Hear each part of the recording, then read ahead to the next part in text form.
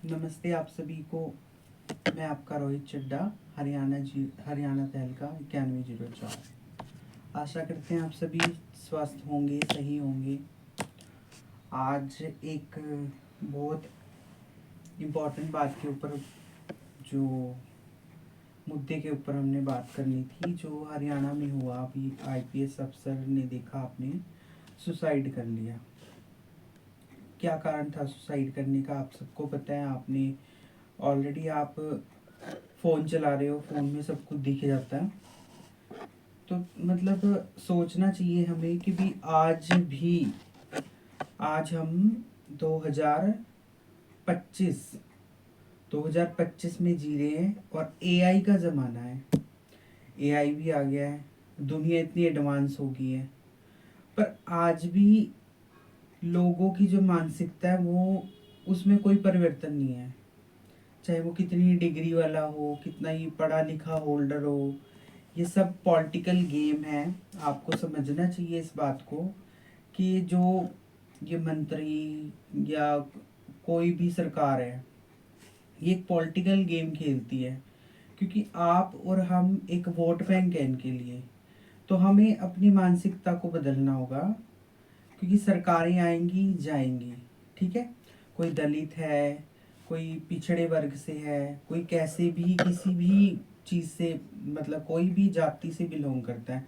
तो ये जाति धर्म के आधार पर हम किसी को नीचा ना दिखाएं, भेदभाव ना करें, सबको समान से रूप से देखा जाए, क्योंकि सभी समान हैं। डॉक्टर भीमराव अंबेडकर ने क्यों संविधान में इतना वो उन्होंने ज़्यादा इस चीज़ को इम्पोर्टेंस दी, दलित या पिछड़े वर्ग को, क्योंकि उन्हें पता था इन फ्यूचर भी ऐसे होगा। जो लोग ये कर रहे हैं इन फ्यूचर भी करेंगे ही करेंगे। आप देखिए इतने बड़े ओहदे पे जिनकी धर्म पत्नी भी आईपीएस ऑफिसर हैं, और वो खुद भी आईपीएस ऑफिसर, ठीक है, उन्हें जो कि उन्हें फंसाने की भी कोशिश की गई। और देखा जाए तो उन्होंने इस मतलब घूसखोरी में फंसाने की कोशिश की, उनको आईपीएस ऑफिसर को फंसाने की कोशिश में उन्होंने अपना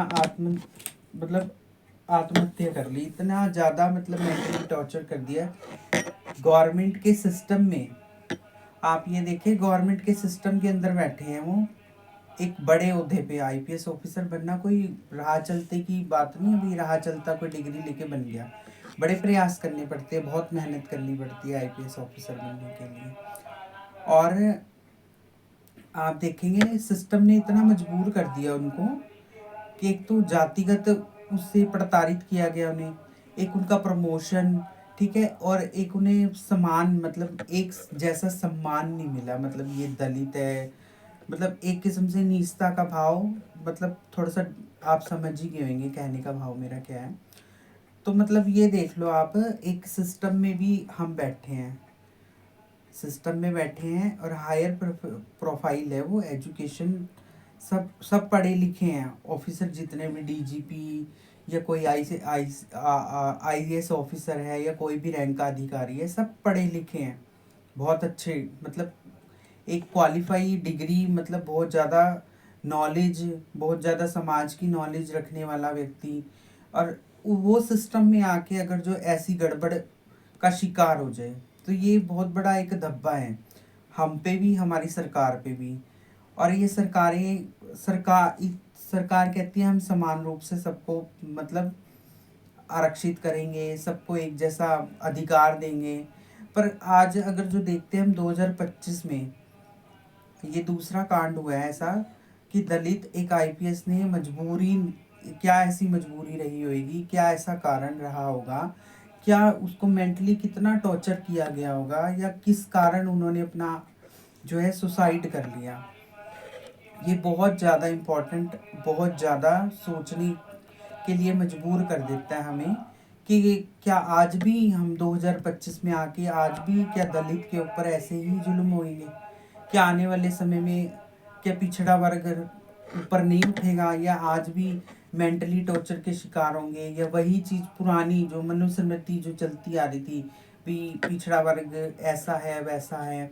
तो क्या हम इस चीज़ को समझ रहे हैं कि भी हमारी एजुकेशन का क्या फ़ायदा फिर। हमारी पॉलिटिकल पार्टीज़ जो इतनी पढ़ी लिखी हैं, जो देश चला रही हैं, जो इतने ज़्यादा अधिकारी पढ़े लिखे हैं, वो भी आज भी इस चीज़ को मान रहे हैं, तो फिर उस चीज़ का कोई फ़ायदा नहीं है। हमारे पढ़े लिखे रह होने का भी कोई फ़ायदा नहीं है। इससे बढ़िया हम ना ही पढ़े लिखे तो वो बढ़िया है कि ना हमें किस चीज़ का ज्ञान होगा, ना हम ज़्यादा किसी को बोलेंगे। ठीक है ना।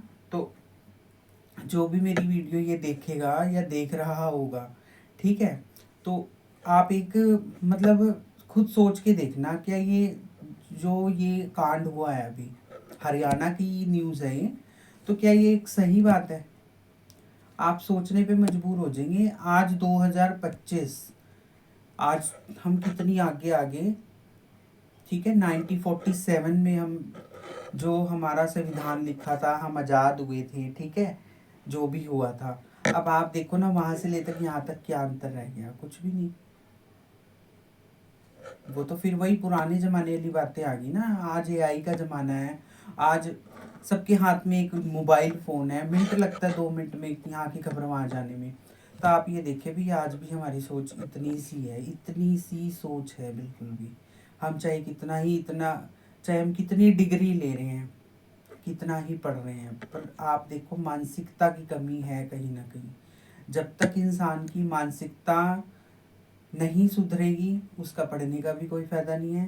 क्योंकि पढ़ने से, डिग्री लेने से कुछ नहीं होता। यहाँ से इंसान यहाँ से बड़ा बनता है, और जब तक उसका दिमाग विकसित नहीं है, तो वो कागज़ के टुकड़ों की वैल्यू भी नहीं है।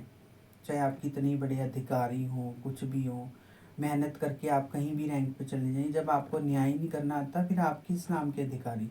फिर तो बस एक डमी टाइप हो गया कि भाई एक डमी था, बिठा दिया कुर्सी में, बात खत्म। एक सोचने वाली बात है ये।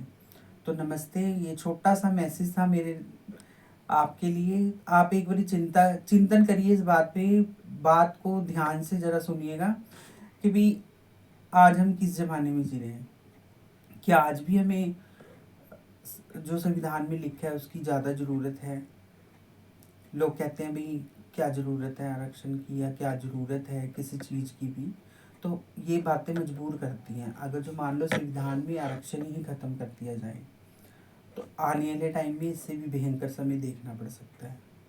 ये सबके लिए है, कोई अकेले के लिए नहीं। मतलब एक ये मैसेज, छोटा सा थॉट है मेरा, एक बारी आप समझ के अपना विचार साझा करिए। नमस्ते, धन्यवाद, जय हिंद।